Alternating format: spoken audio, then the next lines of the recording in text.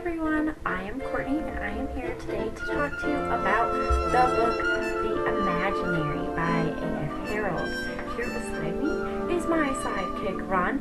Say hi, Ron. Might I say this book is amazing. It's about a little girl named Amanda and her friend Rutger. They hang out and play together all the time.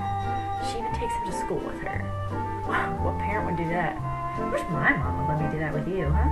Anyway, the only problem with Rutger is that no one can actually see him because he is imaginary.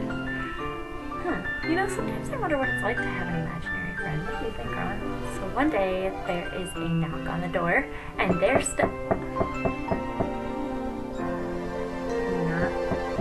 Ron, I'm talking about the book. There was a knock on the door in the book. You don't have to knock on the door, okay? Thank you. So they're playing one day, and there is a knock on the door in the story, and it is Mr. Bunting. He is an imaginary friend hunter. He actually eats imaginaries in order to continue living. It's kind of weird and really creepy. So naturally, Rutger and Amanda run away from him, and while they are running away, Rutger loses Amanda. Since he lost her, he begins to fade as she forgets about him.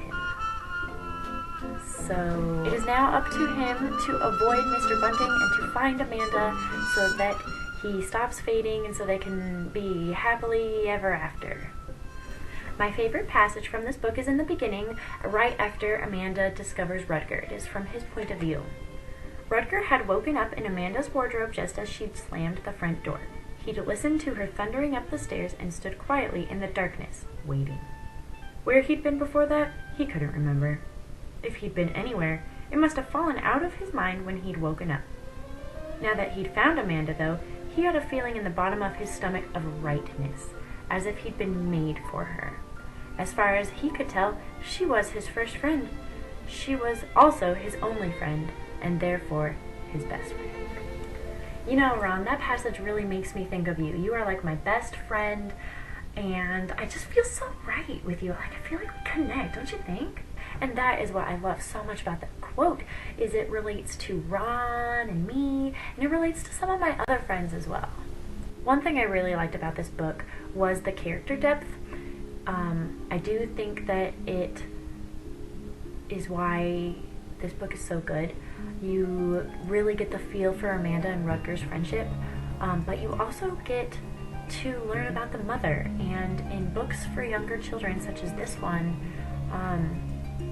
you don't really see a lot of parent perspective in the story. I love this book for a multitude of reasons, don't you?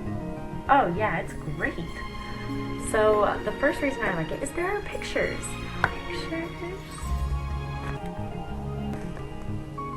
It's very relatable. It makes you think of past friendships, current friendships, and it can bring you back to that time when you maybe had an imaginary friend. Ryan, have you ever had an imaginary friend? I'm your imaginary friend? Oh, please. If you like books that have a strong tie to friendships or relationships in general, I highly recommend this book. It is a fictional book. It is fantasy, but there is that touch of reality on it. And I love this book. Just read it. Just read it. It's so good. It's like $10 on Amazon. It's so worth it, right? Oh yeah. Even Ron agrees with me. You heard him.